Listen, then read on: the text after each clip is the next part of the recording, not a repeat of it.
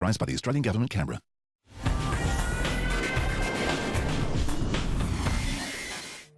Welcome back to Business Success. I'm Chloe James.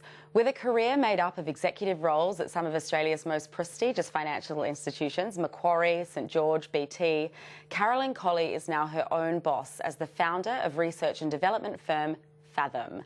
She's here tonight to talk business success. Welcome, Carolyn. Well, thanks, Chloe. Good to be here. Thank you so much for being here. So let's just kick off. Tell me all about Fathom. What is it? What do you do? Okay, so Fathom is a research and development, commercialisation and product business, effectively.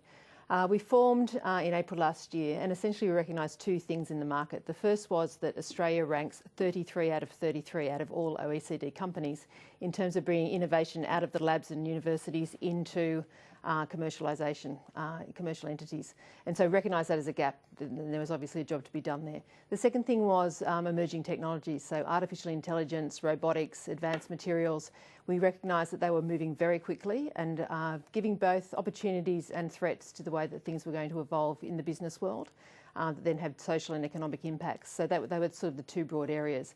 So we built a business around helping research and development firms and also building our own products that take advantage of emerging technologies. I mean, emerging technologies, it's such an interesting space. On my show the other week, I was talking about being over at Money 2020 in Copenhagen. It was all about AI, robotics, all of this space. It's so exciting, Internet of Things. So is that where your sort of real passion lies? Yeah, look, I think it is. I think my past career, it's been, digital evolution has been a big part of it, but now it is emerging technology. So artificial intelligence is just moving in an incredible place. It's going to be in everything. We talk about autonomous cars, but it's actually about sort of AI and the things that drive those. And robotics as well. So many jobs are going to be done by robotics. And so that's sort of the way the future's going. And the fact that it's going so fast is really the critical point, I think. So we need to get a handle on the opportunities there. Well, it sounds like you're right in the sweet spot of it. And so you just said you founded Fathom last April. Yep. So I imagine it's been a pretty busy, crazy ride the last sort of nearly 18 months. Yeah. Tell me about that. Tell me about the journey and when let's just go on to stepping away. I mentioned it in my opener, stepping away from one of those corporate secure jobs to going, I'm going to start my own thing. Yeah. I guess the first thing I'll say is it's not for everybody. It takes resilience and it takes passion and energy. I had a 30-year career, effectively, almost 30 years in financial services, so I had the opportunity to do amazing things. A lot of my career I was, I guess, an entrepreneur in those businesses, so I created a couple of big product development efforts within the big firms. But I really wanted to do something for myself, and I also wanted to build a culture and a company that I could actually develop the culture that I wanted to see in a business and develop people the way that I wanted to do that, I guess, in my own right, and pass or fail at doing that. Fortunately, I also met up with Michael Prittis, who's the co-founder of Fathom. I was effectively his client for one of my projects at Macquarie Bank, and we had a very strong meeting of minds around not just the business opportunities, but importantly about the people and people development opportunities. So it was the coming together of those two things. We both, the timing had to be right. It probably took probably about 2.5 years actually for us both to be in the same position where we could actually start something. Yeah. But now that we have, it's been a fantastic ride so far. It's been great guns. I love that you've started this business with another person, with Michael. Tell me a little bit about how the two of you work together. Do you do very different things in the business and bounce off one another? How does the relationship work? I think it works because we do very different things in the business. Right. So Mike is the CEO of Fathom. He has a strategic and creative design background, and I'm, a chartered accountant by trade, but I've also sort of done all the operating piece, people management, chief operating officer type roles in the past. We connect on innovation and product development, so that's where we overlap, and that's where the exciting stuff happens.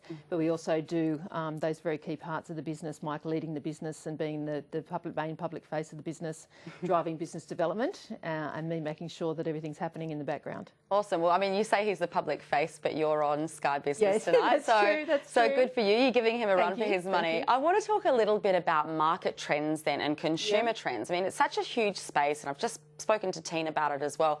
What are some of the big consumer trends you're seeing at the moment in Australia that you think businesses out there could perhaps really sort of capitalise on and look to?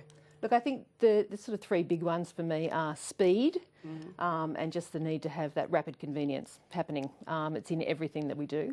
Personalisation, so whether it's healthcare personalisation and personal diagnostics, your own personal doctor, if you like, or any type of personalisation that makes a product just for you. And then I think it's the privacy and security aspects. So it's all those things sort of wrapped into one. I'm also seeing a lot of trend on the wellness, health wellness, that aspect of life. And sort of also down the social corporate responsibility sort of end as well. So, you know, social aspects of these products and trends that are happening. I love that to do the right thing. I love that you've said that, Carolyn, because I totally agree. I think within big business part of me nowadays, we are seeing so much more of a social conscience. It's something I'm, you know, passionate about as well. I love that you talked about, you know, people having a personalised experience, and then we're talking about culture and the culture of a business. You mentioned, you know, you wanted to create a culture. What is a great culture in a business? What's a great culture to sort of curate and achieve success? So I really base it around happiness, to be honest. So I want people in our business to be happy to be in our business, happy to work in our business. And I think if they're smart, productive and happy, then essentially we're going to deliver great things. So happiness means a lot of different things to a lot of people, but you spend a lot of time at work and a lot of time with your work colleagues. So making sure that it's an environment that you want to come to every day, I think is critical for that. It absolutely is. Do you think it's also about flexibility? You know, flexible working, these kinds of things are really going to help retain employees? Yeah, actually, very funny that you say that, because we have, I think, probably the most flexible arrangement for all of our employees. We've only got 6 at the moment, but it couldn't be more flexible. And I think that cuts both ways. So it means that we can, you know, if we need to do stuff, collaborating at night to get stuff done in the morning, it happens. No one, you know, everyone's willing to sort of put it in. But equally, if they've got family responsibilities or, you know, just feel like doing something else, then that works as well. But if they're committed to the business, then none of those things ever come into question. Committed to the business. So is it all about sort of giving people autonomy? You know, they can make decisions themselves, you know, in parts of the business that they're looking after? Yeah, look, I think that's the most rewarding thing when you've got responsibility for your part of a bigger plan, and that you understand that bigger plan and everyone's involved in that, then that is, you know, makes for a good happiness in your role. Absolutely. What have been some of the biggest challenges that you've faced kind of kicking things off? And then let's talk about that. And then, you know, you're at a growth stage now. You're really probably getting some great clients on board. How do you sort of propel that along and keep that momentum up? Yeah, I mean, the hardest thing is sort of keeping your external focus. So you've always got to be focused on the customer need. So despite what you personally might think, you need to keep checking back in with the market. Is that, we're building what the customer wants, and don't be afraid to change that along the way. Certainly cash flow and funding and all those sorts of things are critically important.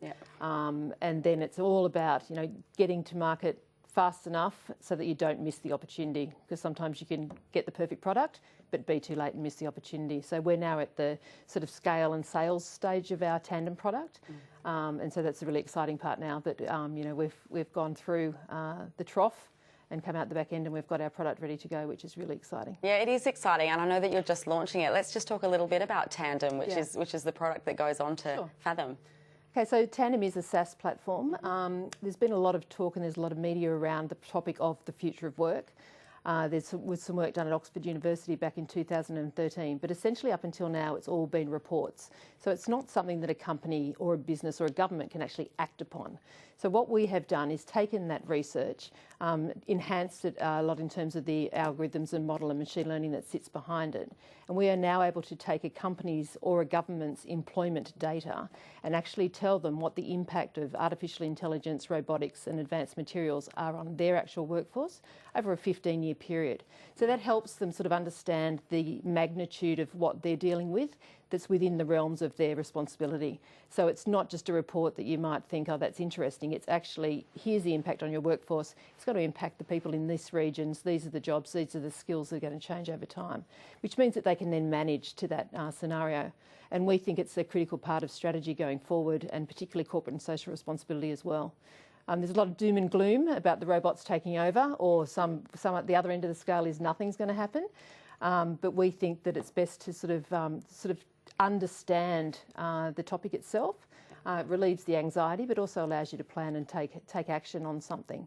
So we're launching that. We've launched it this week, and we've also got an index that's coming out in a couple of weeks as well. Absolutely, but I mean, it's taking action on something that, I mean, it's inevitable, right? This is happening. Something's going to happen. Do you think sort of business nowadays and this kind of new wave of business can really work together and sort of, you know, in a harmonious manner? Yeah, look, I think it has to. I mean, we've seen a lot of this in the fintech world, a lot of startups that have got fantastic customer products, yet they can't get access to customers because the entrenched institutions have those customers, and there's that whole, you know, trying to get people to switch. But I think there needs to be sort of the inventors and the businesses working together to really maximise the opportunities that are out there for the good of our economy, to export stuff overseas, but also to make better products for customers. Absolutely. Listen, it sounds like you love what you do. Tell me what drives and inspires you in business, and what business success means to you, Carolyn. Yeah, look, I think it is about doing stuff you love. So, as I said, you spend a lot of time at work, so you want to be working on something you love. I love developing people. So that's sort of, I've got a big network of people that I mentor that are also doing well, which is fantastic. As I said, we want to build a company that people want to work at, and importantly, Mike and I both agree that we want Fathom to exist in perpetuity, and it's the products and businesses that we will spin off out of that structure that will then, you know, become products in the marketplace. But essentially, we want Fathom to be a hub of invention going forward. Oh, it sounds so exciting. A hub of invention. I love it. Well, I mean, I can certainly fathom it. Had to say it. Thank you so much, Carolyn, for coming on Business Success. Thanks, I love Chloe. what you're doing, and I think it's so important in such a relevant space, this area. So certainly one to watch.